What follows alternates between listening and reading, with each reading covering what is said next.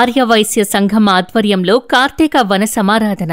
భద్రాచలం పట్టణంలోని రాజుగారి తోట ప్రాంగణంలో ఆర్యవైశ్య సంఘం ఆధ్వర్యంలో కార్తీక వన సమారాధన కార్యక్రమం ఆదివారం నాడు ఆధ్యాత్మిక వాతావరణంలో అత్యంత భక్తి శ్రద్ధలతో నిర్వహించబడింది. కార్తీక మాస పర్వదినం సందర్భంగా స్వచ్ఛమైన ప్రకృతి వాతావరణంలో వనదేవతకు సమారాధనలు చేయాలనే సంకల్పంతో సంఘ సభ్యులందరూ కుటుంబ సమేతంగా హాజరయ్యారు. ప్రారంభంలో మహిళలు సంప్రదాయ విధానంలో వనమాలక్ష్మి వ్రతం నిర్వహించి పసుపు కుంకుమలతో పూజలు చేశారు. దీపారాధన, హారతులు, పవిత్ర జలాభిషేకాలు నిర్వహించడంతో వాతావరణం మంగళమయంగా మారింది. వేద పండితులు శాంతి, ఆయురారోగ్యాల కోసం ప్రత్యేక శాంతి పఠనాలు నిర్వహించి ఆశీర్వచనాలు అందించారు. చిన్నారులకు బహుమతులు కూడా అందజేయడం కార్యక్రమానికి మరింత ఆనందాన్ని తీసుకొచ్చింది.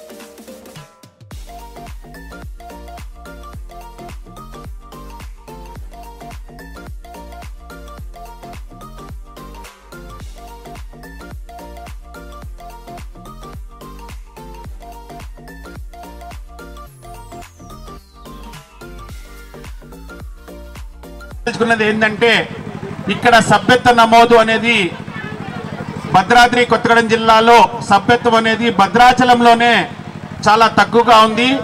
సభ్యత్వ నమోదు చేసుకోగలరు.